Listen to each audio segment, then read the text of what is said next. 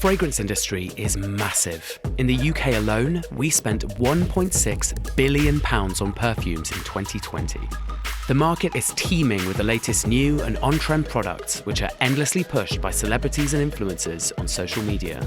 Known as liquid gold, oud is one of the most expensive and sought-after ingredients in perfumes. With its origins in Middle Eastern culture and religion, this ingredient has recently taken the West by storm, and demand for oud and its price have skyrocketed.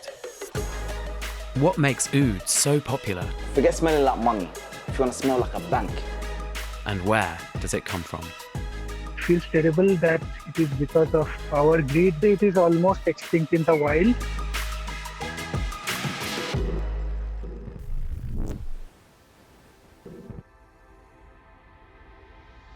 So what actually is oud? Oud is an essential oil which is extracted from the wooden chips of an aqualaria tree. But not just any aqualaria tree. The tree has to be infected with a certain fungus which turns this usually pale wood into a dark resinous fibre, also known as agar wood. The whole process can take up to 100 years in the wild.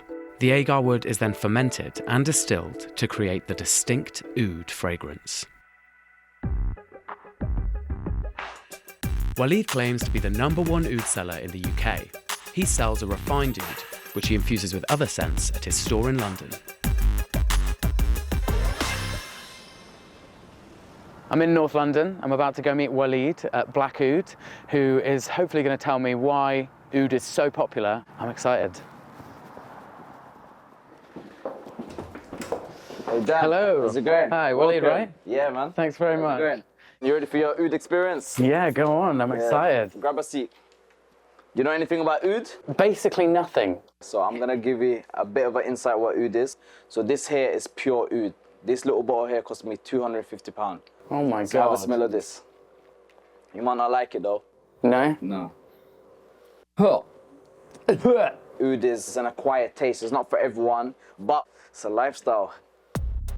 How it works here at Black Oud is basically we will find out a bit about your lifestyle, what you do, where do you like to hang around, do you like to go out in the evenings, do you like to do dinners, are you a bit of a, James Bond? Go on, let's do it. Yeah, Let's do it. Find me my oud.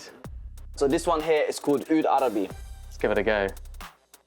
It's quite faint. It's quite like... Yeah, it's not, that's why it's called refined oud compared to the other oud. Totally different smell to... Yeah, so this one is mixed with other ingredients. Have you been to Dubai before?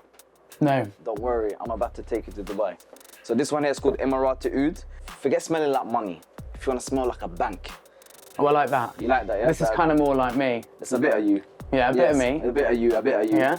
We've got this one here. This one's called Oud Mukhallat. Mukhallat in Arabic means mixed. So this one's mixed oud. This one smells like a Ferrari. That's my favourite so far. Yeah. These here are for people that go to certain places. They want to be known before they enter in the room. Yeah. So some fragrance is kind of like that.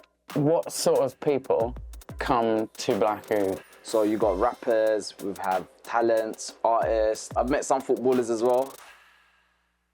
So how was your oud experience so far? Yeah, good. Interesting. Yeah, you like Whole it? new world. How about we wrap it up with some mint tea? So Dan, how you finding the tea? It's nice. You like it, yeah? So how culturally significant is oud? So basically, as Muslims, we are taught that the Prophet, peace and blessing be upon him, he used to love and adore perfume. So it comes from that angle. Even myself, being half Arab, I grew up smelling this stuff. My mum used to burn in the morning. I've been exposed to it from a very young age, but a lot of people that's, recently maybe getting the opportunity to go to the Middle East, they're getting introduced to this culture. What do people think of that it's becoming more mainstream? I think it's a good thing because then that way it allows people to appreciate something that's always been there. As the owner of Black Oud, I make sure that people understand what oud is. I don't want you just to come, buy the product and leave. I want you to understand it, why you're wearing it, where does it come from. It's deeper than just selling fragrance.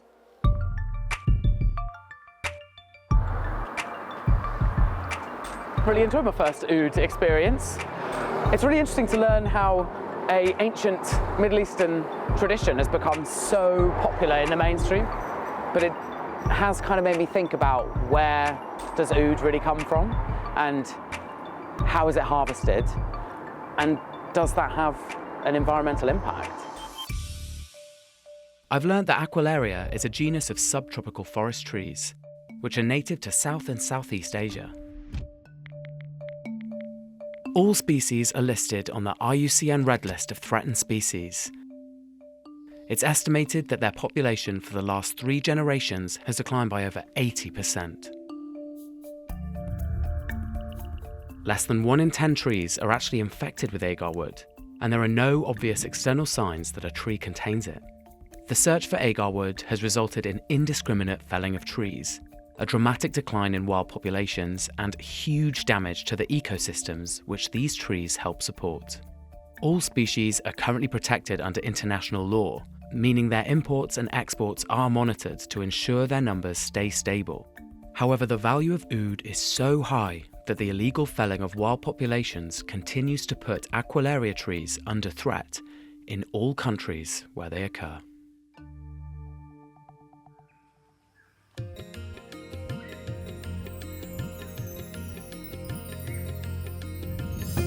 I'm about to meet Supriyo, who's based in Assam, India. Once a stronghold for wild Aquilaria trees, their numbers have plummeted in recent years.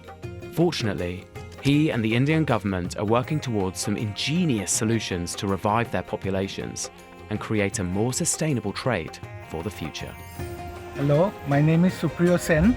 I'm working as Assistant Professor in the Department of Biosciences, Assam Don Bosco University. Presently, I'm standing in front of the agarwood plantations, which you can see right behind me. So this project is about making a consortium of microorganisms that would lead to increasing the yield of agarwood. Hi Supriyo, how's it going? Yeah, hi. I'm fine. How are you? Good, thanks. So how many Aquilaria trees are left in the wild in your region? There aren't left any. Actually, it is almost extinct in the wild. And the few that are there are in the reserve forests under the supervision of the government. It feels terrible that it is because of our greed that we have lost the resource. It's a bioresource. With it going extinct in some areas, I know some people would think that if the ingredient is primarily used for perfumery, it's not an essential thing for a species that's critically endangered in lots of its range. Do you think that potentially it should be banned? I mean, it's a valuable bioresource. Many people's livelihoods are dependent on agarwood, and there is possibility to carry it out as plantations. If we are able to protect the trees in wild and replenish the wild populations, then I think the trade should be incentivized, actually. That's interesting. So you think that if the trade is incentivized, then it actually might increase the chances of it surviving in the wild? Exactly. At Assam Don Bosco University, Supriyo and his team have been developing the technology to make agar wood production more efficient. By using microorganisms to feed on agar wood chips, they're able to speed up the fermentation process, which produces more oil in less time, and more importantly, requires less wood. In Assam, they've also begun to introduce the fungus to cultivated tree populations. By guaranteeing an infection, they fell fewer trees and can expand their production to new areas. The Indian government have found another way of conserving this species through homesteads. What are the benefits of homesteads? Usually in rural areas, people have some land, right? Just adjoining one's home, where you can have a mango tree or a fruit plant near your home. So likewise, there can be agarwood plantation also. And the incentive comes if there is a trade. If the homestead garden owner, he is able to sell his tree and get some money for his family livelihood. It is also a place for conservation. Agarwood is not only about the species diversity of the tree. Agarwood is infected by an insect that needs to be conserved. It is infected by fungus which leads to agarwood formation that also needs to be conserved. So here in the UK, that's right. gardens are critically important for so many different birds, hedgehogs, hot foxes, so many different animals. And it just seems that you guys over there have exactly the same importance. Very true, yes. Exactly. Yeah. What are your hopes for the future of oud, agarwood in this industry? I feel very proud that we have been able to uh, be create certain amount of impact. We want to see agarwood from Assam to be something like Assam tea, which is known globally as premium quality things, and not certainly something to deal with deforestation. I'm very hopeful about the future. Well, thanks so much, Supriya.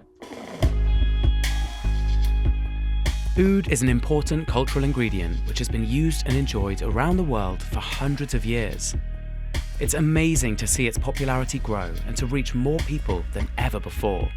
But this trade has real issues. The way it's harvested and the devastating impact this has on its native trees and forests is not sustainable. If we don't do something, this tree could become extinct in the wild for good. If we want to continue enjoying oud, we need a sustainable trade in it, and in doing so, protect the communities, forests, and ecosystems which depend on it.